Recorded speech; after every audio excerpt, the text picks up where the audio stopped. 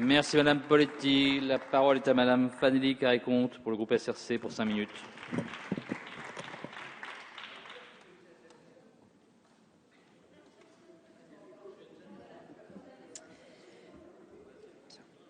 Monsieur le Président, Madame la Ministre, Mesdames et Messieurs les Présidents et Présidentes, Monsieur le rapporteur, chers collègues, au préalable, je voudrais rappeler qu'un système de retraite est avant tout un choix démocratique validant un projet de société, un pacte social bâti collectivement.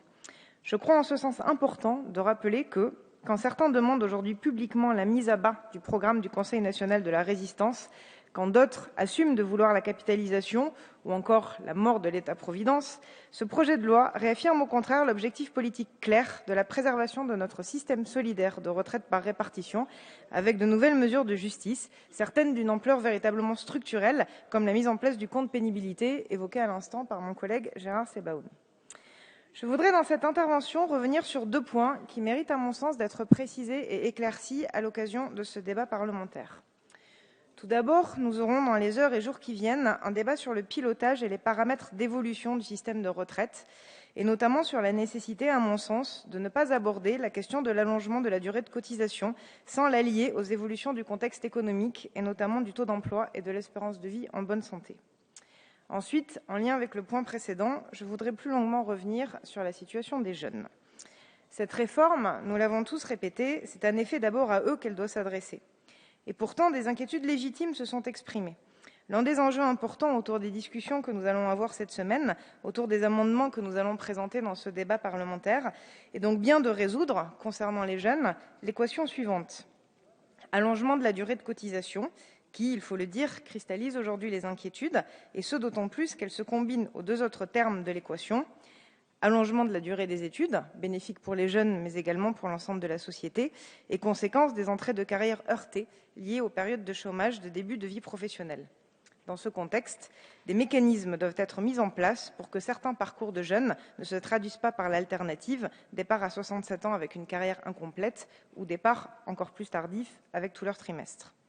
Le projet de loi apporte en ce sens un certain nombre de réponses importantes, déjà évoquées dans ce débat. Le passage à 150 heures SMIC pour valider un trimestre, qui concernera pour beaucoup les jeunes.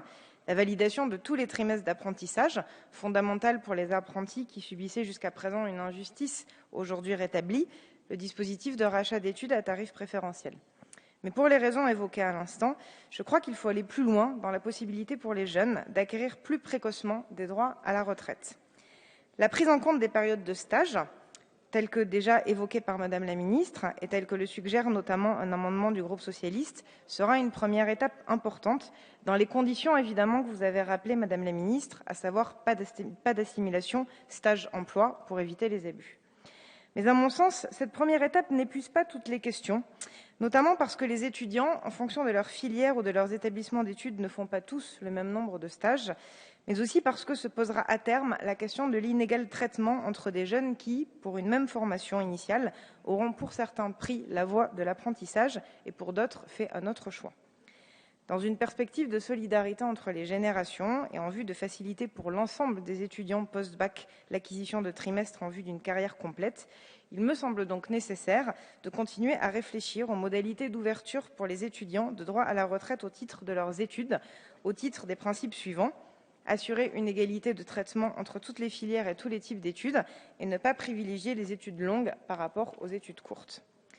Au-delà de cette question des études, il me semble également important que nous avancions au cours de nos débats sur la manière de mieux prendre en compte la difficulté d'insertion des jeunes sur le marché du travail, les périodes où l'on alterne chômage non indemnisé et emploi précaire. Des amendements devraient nous permettre d'y revenir dans le débat. En conclusion, si pour survivre, notre système de retraite de répartition a besoin d'être viable financièrement, il a également besoin de susciter la confiance de l'ensemble de la population, à commencer par les jeunes générations. Le débat parlementaire devra permettre de montrer comment ce que nous faisons se traduit par plus de solidarité intergénérationnelle, par plus de justice et par plus de progrès social. Je vous remercie.